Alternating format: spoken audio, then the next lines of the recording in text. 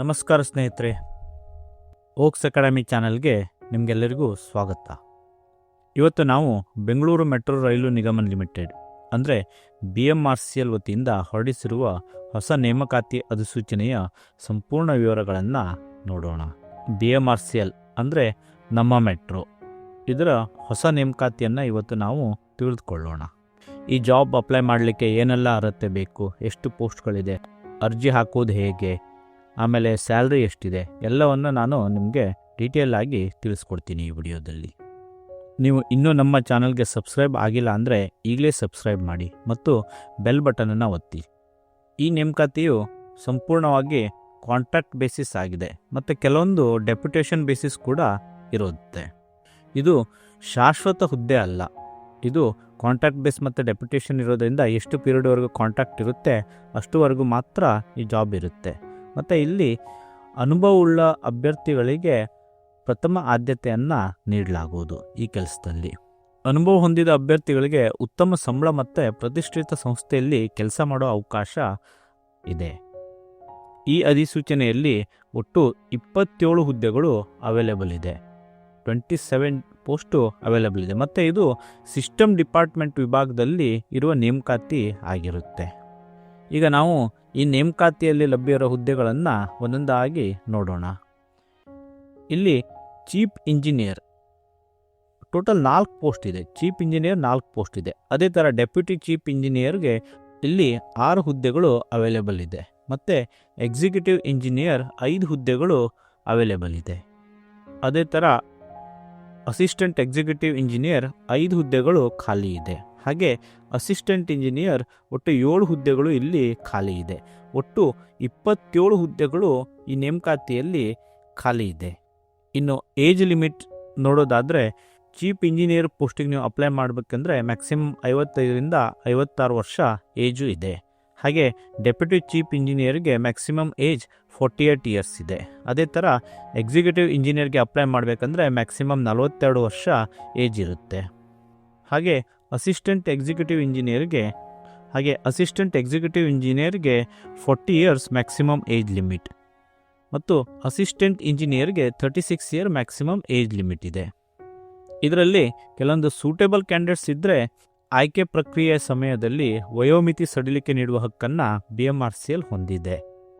ಹಾಗೆ ಈ ಹುದ್ದೆಯ ವಿದ್ಯಾರ್ಥಿಗಳನ್ನು ನಾವು ನೋಡೋಣ. ಪ್ರತಿ ಹುದ್ದೆಗೆ ಸಂಬಂಧಿಸಿದಂತೆ ವಿದ್ಯಾರ್ಹತೆ ಡಿಫ್ರೆಂಟ್ ಆಗಿದೆ. ಅಂದರೆ ಎಲ್ಲ ಹುದ್ದೆಗೂ ಸೇಮ್ ಇರಲ್ಲ, ಹುದ್ದೆಗೆ ಅನುಸಾರವಾಗಿ ಸ್ವಲ್ಪ ಚೇಂಜಸ್ ಇರುತ್ತೆ.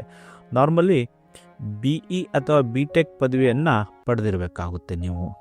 ಜೊತೆಗೆ ನೀವು ಡಿಪ್ಲೊಮಾ ಮತ್ತು BSc ಮಾಡಿದ್ರು ಕೂಡ ಕೆಲವೊಂದು ಪೋಸ್ಟಲ್ಲಿ ನಿಮಗೆ ತಗೋತಾರೆ. ಅದೇ ಥರ ನೀವು ಇಂಜಿನಿಯರಿಂಗಲ್ಲಿ ಅಂದರೆ ನೀವು electrical engineer, electronics engineer, mechanical, civil, communication, computer science, instrumentation, production ಈ ಥರ ಇಂಜಿನಿಯರಿಂಗ್ ಮಾಡಿದ್ರೂ ಕೂಡ ನಿಮಗೆ ಕೆಲವೊಂದು ಪೋಸ್ಟ್ಗಳು ಖಾಲಿ ಇದೆ.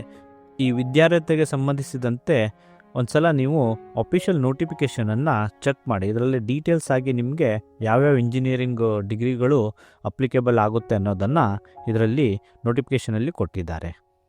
ಇನ್ನು ಈ ಹುದ್ದೆಗೆ ಅಪ್ಲೈ ಮಾಡಲಿಕ್ಕೆ ನಿಮಗೆ ಕೆಲವೊಂದು ಅನುಭವವನ್ನು ಕೂಡ ಇರಬೇಕಾಗುತ್ತೆ, ವರ್ಕ್ ಎಕ್ಸ್ಪೀರಿಯನ್ಸ್ ಕೂಡ ಇರಬೇಕಾಗುತ್ತೆ. ಚೀಫ್ ಇಂಜಿನಿಯರಿಂಗ್ ಹುದ್ದೆಗೆ ನೀವು ಅಪ್ಲೈ ಮಾಡ್ತೀರಾ ಅಂದರೆ ಮಿನಿಮಮ್ ನಿಮಗೆ 20 ಇಯರ್ಸ್ ವರ್ಕ್ ಎಕ್ಸ್ಪೀರಿಯನ್ಸ್ ಇರಬೇಕು.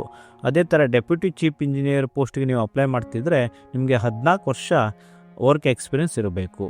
ಹಾಗೆ ಎಕ್ಸಿಕ್ಯೂಟಿವ್ ಇಂಜಿನಿಯರ್ ಪೋಸ್ಟ್ಗೆ 10ರಿಂದ 15 ವರ್ಷ ವರ್ಕ್ ಎಕ್ಸ್ಪೀರಿಯನ್ಸ್ ಬೇಕಾಗುತ್ತೆ. ಅಸಿಸ್ಟೆಂಟ್ ಎಕ್ಸಿಕ್ಯೂಟಿವ್ ಇಂಜಿನಿಯರ್ ಪೋಸ್ಟ್ಗೆ ನೀವು ಅಪ್ಲೈ ಮಾಡ್ತಾ ಇದ್ದರೆ 8ರಿಂದ 12 ವರ್ಷ ನಿಮಗೆ ವರ್ಕ್ ಎಕ್ಸ್ಪೀರಿಯನ್ಸ್ ಬೇಕಾಗುತ್ತೆ. ಹಾಗೆ ಅಸಿಸ್ಟೆಂಟ್ ಇಂಜಿನಿಯರ್ ಪೋಸ್ಟ್ಗೆ ನೀವು ಅಪ್ಲೈ ಮಾಡ್ತಾ ಇದ್ದರೆ 6ರಿಂದ 9 ವರ್ಷ ನಿಮ್ಮ ವರ್ಕ್ ಎಕ್ಸ್ಪೀರಿಯನ್ಸ್ ಬೇಕಾಗುತ್ತೆ. ಮತ್ತು ನೀವು ಮೆಟ್ರೋ ರೈಲ್ವೆಯಲ್ಲಿ ಏನಾದರೂ ವರ್ಕ್ ಮಾಡಿದರೆ ನಿಮ್ಮ ಅನುಭವಕ್ಕೆ ತಕ್ಕಂತೆ ಪ್ರಥಮ ಆದ್ಯತೆಯನ್ನು ನಿಮಗೆ ನೀಡಲಾಗುವುದು. ಇನ್ನು ಸ್ಯಾಲ್ರಿ ವಿಷಯ ಬಂದರೆ ಚೀಫ್ ಇಂಜಿನಿಯರ್ ಪೋಸ್ಟ್ಗೆ 2,06,250 ರೂಪಾಯಿ ಸ್ಯಾಲ್ರಿ ಇದೆ. ಅದೇ ಥರ ಡೆಪ್ಯೂಟಿ ಚೀಫ್ ಇಂಜಿನಿಯರ್ ಪೋಸ್ಟಿಗೆ 1,64,000 ಸ್ಯಾಲ್ರಿ ಇದೆ. ಹಾಗೆ ಎಕ್ಸಿಕ್ಯೂಟಿವ್ ಇಂಜಿನಿಯರ್ ಪೋಸ್ಟ್ಗೆ 1,06,250 ರೂಪಾಯಿ ಸ್ಯಾಲ್ರಿ ಇದೆ. ಅಸಿಸ್ಟೆಂಟ್ ಎಕ್ಸಿಕ್ಯೂಟಿವ್ ಇಂಜಿನಿಯರ್ ಪೋಸ್ಟಿಗೆ 81,250 ರೂಪಾಯಿ ಸ್ಯಾಲ್ರಿ ಇದೆ. ಹಾಗೆ ಅಸಿಸ್ಟೆಂಟ್ ಇಂಜಿನಿಯರ್ ಆಗಿ ಆಯ್ಕೆ ಆದವರಿಗೆ 62,500 ರೂಪಾಯಿ ಸ್ಯಾಲ್ರಿ ಇದೆ. ಇದರ ಜೊತೆಗೆ ಇನ್ನೂ ಸರ್ಕಾರದ ಇತರೆ ಸರ್ಕಾರಿ ಸೌಲಭ್ಯಗಳು ಮತ್ತು ಭತ್ಯೆಗಳು ಕೂಡ ಕೆಲವೊಂದು ಸಿಗುತ್ತದೆ. ಇದ್ರ ಜೊತೆಗೆ convenience allowance, GMC, GPA, NPS ಮತ್ತು ಇತರೆ ಕಂಪ್ನಿ ನಿಯಮಾನುಸಾರ ಕೆಲವೊಂದು ಸೌಲಭ್ಯಗಳು ಕೂಡ ದೊರಕುತ್ತದೆ. ಆದರೆ ಡೆಪ್ಯುಟೇಷನ್ ಅಭ್ಯರ್ಥಿಗಳಿಗೆ ಪೇರೆಂಟ್ ಡಿಪಾರ್ಟ್ಮೆಂಟ್ನ ಪೇ ಅಪ್ಲಿಕೇಬಲ್ ಆಗುತ್ತೆ. ಇನ್ನು ಇದರದ್ದು ಕಾಂಟ್ರಾಕ್ಟ್ ಪೀರಿಯಡ್ ಎಷ್ಟು ಅಂತ ನೋಡೋದಾದರೆ, ಪ್ರಾರಂಭದಲ್ಲಿ ಇದು 3 ವರ್ಷಗಳ ಕಾಂಟ್ರಾಕ್ಟ್ ಪೀರಿಯಡ್ ಆಗಿರ್ತದೆ. ಆಮೇಲೆ 3 ವರ್ಷ ಆದಮೇಲೆ ನಿಮ್ಮ ಪರ್ಫಾರ್ಮೆನ್ಸ್ ನೋಡಿಬಿಟ್ಟು ಆ ಕಾಂಟ್ರಾಕ್ಟ್ ಪೀರಿಯಡನ್ನು ಎಕ್ಸ್ಟೆಂಡ್ ಕೂಡ ಮಾಡ್ಬೋದು. ಹಾಗೆ ಇನ್ ಕೇಸ್ ನೀವೇನಾದರೂ ಈ ಜಾಬ್ ಬೇಡ ಅಂತ ಬಿಡೋಂಗಿದ್ರೆ, ಇಲ್ಲ ಅಂದರೆ BMRCಲೇ ನಿಮ್ಗೆ ತೆಗೆದಾಕಂಗಿದ್ರೆ, ಸೊ 3 ತಿಂಗಳ ನೋಟಿಸನ್ನು ಕೊಡಬೇಕಾಗುತ್ತೆ. ಸೊ ನೀವು 3 ತಿಂಗಳ ನೋಟಿಸ್ ಪೀರಿಯಡನ್ನು ಸರ್ವ್ ಮಾಡಿಬಿಟ್ಟು ಜಾಬನ್ನು ಕ್ವಿಟ್ ಮಾಡ್ಬೋದು. ಇನ್ನು ಆಯ್ಕೆ ಪ್ರಕ್ರಿಯೆ ಬಗ್ಗೆ ನೋಡೋದಾದರೆ, ಮೊದಲಿಗೆ ಅಭ್ಯರ್ಥಿಗಳನ್ನು ಶಾರ್ಟ್ ಲಿಸ್ಟ್ ಮಾಡಲಾಗುತ್ತೆ. ಶಾರ್ಟ್ ಲಿಸ್ಟ್ ಮಾಡಿದ ಅಭ್ಯರ್ಥಿಗಳಿಂದ ಮಾತ್ರ ಇವರು ಇಂಟರ್ವ್ಯೂಗೆ ಕರೀತಾರೆ. ಸೊ ಇಲ್ಲಿ ಯಾವುದೇ ಥರದ ಪರೀಕ್ಷೆ ಇರಲ್ಲ ನಿಮಗೆ. ಮತ್ತು ಕನ್ನಡ ಜ್ಞಾನ ಕೂಡ ಬೇಕಾಗುತ್ತೆ, ಅಂದರೆ ನಿಮ್ಮ ಕನ್ನಡ ಮಾತಾಡಲಿಕ್ಕೆ ಬರಬೇಕಾಗುತ್ತೆ. ಇಲ್ಲಿ ಕೇವಲ ಶಾರ್ಟ್ ಲಿಸ್ಟ್ ಆದ ಅಭ್ಯರ್ಥಿಗಳನ್ನು ಮಾತ್ರ ಇಂಟರ್ವ್ಯೂ ಕರೀತಾರೆ. ಸೊ ಇಂಟರ್ವ್ಯೂಯಲ್ಲಿ ನಿಮ್ಮ ಪರ್ಫಾರ್ಮೆನ್ಸ್ ಚೆಕ್ ಮಾಡಿಬಿಟ್ಟು ಅದ್ರ ಮೂಲಕ ಈ ಹುದ್ದೆಗೆ ಅಂತಿಮವಾಗಿ ಆಯ್ಕೆಯನ್ನು ಮಾಡಲಾಗುತ್ತೆ. ಇನ್ನು ಅರ್ಜಿ ಸಲ್ಲಿಸುವ ವಿಧಾನವನ್ನು ನಾವು ನೋಡೋಣ. ಅರ್ಜಿಯನ್ನು ನೀವು ಆನ್ಲೈನಲ್ಲೇ ಸಲ್ಲಿಸಬೇಕಾಗುತ್ತೆ. BMRC ಕೆರಿಯರ್ ವೆಬ್ಸೈಟ್ ಮೂಲಕ ನೀವು ಅರ್ಜಿ ಸಲ್ಲಿಸಬೇಕಾಗುತ್ತೆ.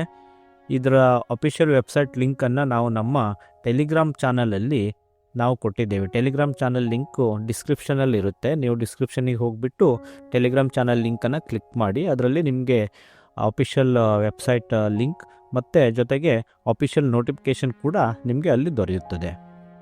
ನೀವು ಒಂದ್ಸಲ ಅಪ್ಲಿಕೇಶನ್ ಹಾಕಾದಮೇಲೆ ಅದರದ್ದು ಹಾರ್ಡ್ ಕಾಪಿ ಮತ್ತು ನಿಮ್ಮ ರಿಕ್ವೈರ್ಡ್ ಡಾಕ್ಯುಮೆಂಟ್ಸ್, ನೋಟಿಫಿಕೇಷನ್ಲಿ ಕೇಳಿರುವ ಅಗತ್ಯ ದಾಖಲೆಗಳನ್ನು ನೀವು ಹಾರ್ಡ್ ಕಾಪಿಯನ್ನು ಕಳಿಸ್ಬೇಕಾಗುತ್ತೆ. ಇನ್ನು ಹಾರ್ಡ್ ಕಾಪಿ ಬಗ್ಗೆ ನಾವು ನೋಡೋದಾದರೆ, ನಿಮ್ಮ ಬರ್ತ್ ಸರ್ಟಿಫಿಕೇಟ್ ಬೇಕಾಗುತ್ತೆ. ಹಾಗೆ ನಿಮ್ಮ ಎಲ್ಲ ಕ್ವಾಲಿಫಿಕೇಷನ್ ಸರ್ಟಿಫಿಕೇಟ್ ಕೂಡ ಬೇಕಾಗ್ತದೆ.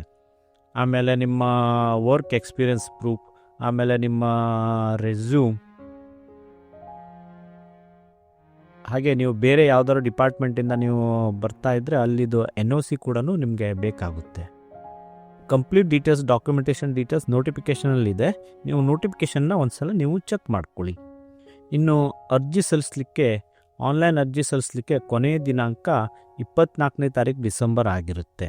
ಹಾಗೆ ಹಾರ್ಡ್ ಕಾಪಿ ನೀವು ಕಳಿಸ್ಲಿಕ್ಕೆ 30ನೇ ತಾರೀಕು ಡಿಸೆಂಬರ್ ಕೊನೆಯ ದಿನಾಂಕ ಆಗಿರುತ್ತೆ. 30ನೇ ತಾರೀಕು ಡಿಸೆಂಬರ್ ನೀವು ಸಂಜೆ 4 ಗಂಟೆ ಒಳಗಡೆ ಹಾರ್ಡ್ ಕಾಪಿಯನ್ನು ಕಳಿಸ್ಬೇಕಾಗುತ್ತೆ. ಇನ್ನು ಹಾರ್ಡ್ ಕಾಪಿಯನ್ನು ನೀವು ಬೆಂಗಳೂರಿನ ಶಾಂತಿನಗರದಲ್ಲಿರುವ ಮೆಟ್ರೋ ಆಫೀಸ್ಗೆ, ನೀವು BMRCL ಆಫೀಸ್ಗೆ ನೀವು ಹಾರ್ಡ್ ಕಾಪಿನ ಕಳಿಸ್ಬೇಕಾಗ್ತದೆ. ಇದು ಅನುಭವ ಹೊಂದಿರುವ ಅಭ್ಯರ್ಥಿಗಳಿಗೆ ಇದೊಂದು ಉತ್ತಮ ಅವಕಾಶ ಅಂತಲೇ ಹೇಳ್ಬೋದು. ಮತ್ತು ಮೆಟ್ರೋ ಕ್ಷೇತ್ರದಲ್ಲಿ ಯಾರು ಮುಂದೆ ಫ್ಯೂಚರ್ ಕ್ಯಾರಿಯರ್ ಬಿಲ್ಡ್ ಮಾಡಬೇಕಂತ ಇದ್ದೀರಾ ಅವರಿಗೂ ಇದು ಬೆಸ್ಟು ಅವಕಾಶ. ನೀವು ಎಲ್ಲ ಕಂಪ್ಲೀಟ್ ಡೀಟೇಲ್ಸ್ಗಾಗಿ ಒಂದು ಸಲ ಅಧಿಕೃತ ಅಧಿಸೂಚನೆ ಅಂದರೆ ಅಫಿಷಿಯಲ್ ನೋಟಿಫಿಕೇಷನನ್ನು ಒಂದು ಸಲ ಪರಿಶೀಲಿಸಿ. ಅಫಿಷಿಯಲ್ ನೋಟಿಫಿಕೇಷನ್ ನಮ್ಮ ಟೆಲಿಗ್ರಾಮ್ ಚಾನಲಲ್ಲಿದೆ. ನೀವು ಅಲ್ಲಿ ಹೋಗಿ ಡೌನ್ಲೋಡ್ ಮಾಡಿಕೊಂಡು ನೀವು ನೋಡ್ಬೋದು ಅಫಿಷಿಯಲ್ ನೋಟಿಫಿಕೇಷನನ್ನು. ವೀಕ್ಷಕರೇ, ಈ ಮಾಹಿತಿ ನಿಮಗೆ ಉಪಯುಕ್ತವಾಗಿದ್ದರೆ, ನೀವು ಮೊದಲ ಬಾರಿಗೆ ನಮ್ಮ ಚಾನಲ್ಗೆ ಭೇಟಿ ನೀಡ್ತಾ ಇದ್ದರೆ ನಮ್ಮ ಈ ಚಾನಲನ್ನು ನೀವು ಸಬ್ಸ್ಕ್ರೈಬ್ ಮಾಡ್ಕೊಳ್ಳಿ. ಇದೇ ಥರ ನಾವು ಬೇರೆ ಬೇರೆ ಗೌರ್ಮೆಂಟ್ ಜಾಬ್ಗಳ ಮಾಹಿತಿಯನ್ನು ಕೂಡ ನಮ್ಮ ಚಾನಲಲ್ಲಿ ನಾವು ನೀಡ್ತಾ ಇರ್ತೀವಿ. ಸೊ ಆದ್ದರಿಂದ ನೀವು ನಮ್ಮ ಚಾನಲನ್ನು ಸಬ್ಸ್ಕ್ರೈಬ್ ಮಾಡ್ಕೊಳ್ಳಿ ಮತ್ತು ಬೆಲ್ ಐಕಾನನ್ನು ಪ್ರೆಸ್ ಮಾಡಿ. ಧನ್ಯವಾದಗಳು.